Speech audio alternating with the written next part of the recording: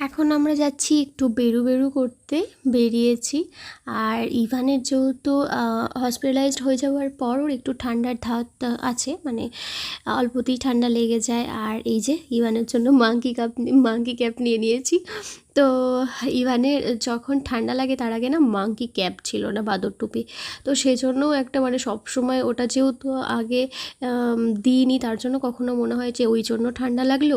তো সেই জন্য সবসময় যেখানেই যাই ওকে একটু পরিয়ে রাখি, মানে যেহেতু ঠান্ডা তো শীতকাল ছিল, মানে শীতটা ছিল তখনও, তো সেই জন্য ওকে ওই টুপি, তারপরে এই যে দেখছোই হুডি পরিয়ে দিয়েছি।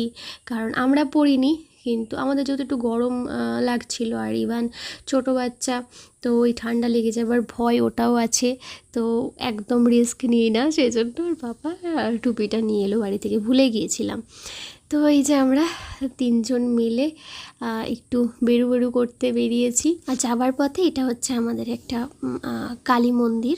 তো এখানে প্রণাম করে নিলাম। ভীষণ জাগ্রত মন্দির আমাদের বাড়ি থেকে, বাড়ির 2-4টে বাড়ির পাশেই, তো একদম কাছে আমাদের পাড়াতেই।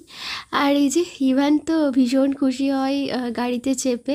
আর ও সামনে কি করবে দেখো, এটা খুলবে ওটা খুলবে এই করতে থাকবে, কখনো এসির সুইচ অন করে দেবে, কখনো গান চালাবে, তো এইসবই করতে থাকি।